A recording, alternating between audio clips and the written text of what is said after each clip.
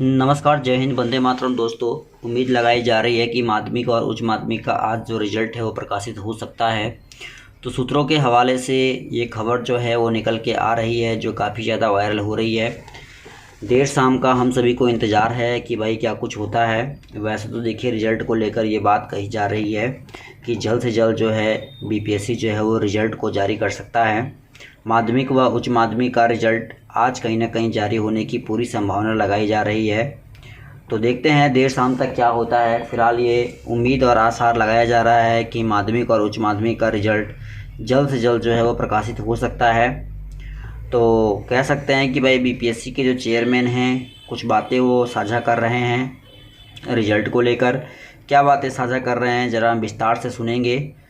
तो चलिए दोस्तों, सुनिए आप क्या कह रहे हैं। जो हमेशा से रहा है, उससे विवाद जो हमेशा से रहा है, उससे निपटने के लिए हम लोगों ने एक रिवाइज एसओपी, एक नया एसओपी तैयार किया है और ये हमने लागू कर दिया है। और हमारे दूसरे जो जितनी परीक्षाएं, जो एमसीक्यू बेस्ड जितनी भी परीक्षाएं हो रही है, जिनका अब जो निकल रहा है रिजल्ट, वो उसी न्यू एसओपी से निकल रहा है। न्यू एसओपी यह है, अभी तक क्या होता था कि हम एक अपना प्रोविजनल आंसर की निकालते थे, उसके बाद उस पर हम आपत्ति आमंत्रित करते थे।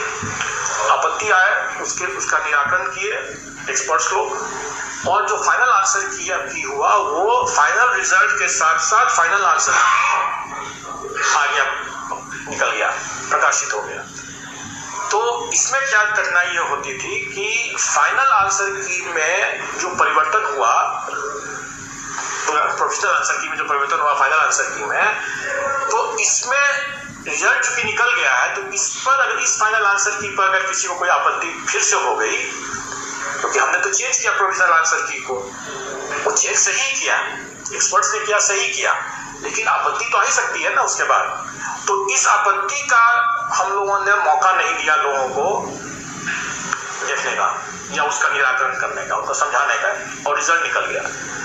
उसी में हम लोगों ने ये परिवर्तन किया कि अब हमारा जो फर्स्ट ऑब्जेक्शन जो आएगा प्रोविजनल आंसर की के ऊपर, तो उस पर हम जो फाइनल आंसर की बनाएंगे उसको भी हम 3 दिन तक पब्लिक डोमेन में रखेंगे। और उसमें भी अगर किसी को कोई आपत्ति अगर आता है तो उस पर हम एक्सपर्ट्स और कैंडिडेट्स जो ऑब्जेक्शन करने वाले जो है आपत्तिकर्ता, उनका हम बैठक करेंगे, डिस्कशन कराएंगे, और उसके बाद जो आंसर निकलेगा वही आंसर की जाएगा, वही फाइनल होगा। हर हालत में हम फाइनल आंसर की जो रहेगा वो बिना किसी विवाद के 3 दिन तक पब्लिक डोमेन में रहने के बाद हम उसका रिजल्ट निकालते हैं। और ये चीज़ हम लोगों ने ऑलरेडी कर दिया। अभी कई परीक्षा फल हम लोगों ने भी प्रकाशित किया, जिसमें हमने वो 3 दिन का दिया, जिसमें नहीं आया आपत्ति उसका हम फाइनल कर दिए।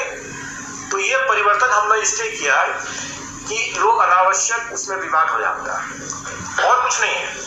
मैं ये भी कहूँगा कि जो 67 पीटी पुनर्परीक्षा जो हुई, जिसके आंसर की के लेकर अनावश्यक विवाद है, अनावश्यक है इसलिए मैं कहूँगा क्योंकि इसका समाधान तो हम लोगों ने कर दिया था और सभी आंसर सही थे, लेकिन विवाद तो है। जस्टिस जो है, जैसे न्याय सिर्फ होना ही नहीं है, न्याय दिखना भी चाहिए हो रहा है। तो उसी तरह से कोई अगर हम लोग पारदर्शिता बरतते हुए अगर आंसर की बनाते हैं तो वो दिखना भी चाहिए लोग कि भाई आपका सब डिस्कशंस करने के बाद वो बना है। तो इसीलिए उसका हम लोग जड़ से ही उसको समाप्त कर देने के लिए हम लोगों ने रिवाइज्ड एसओपी बनाया है।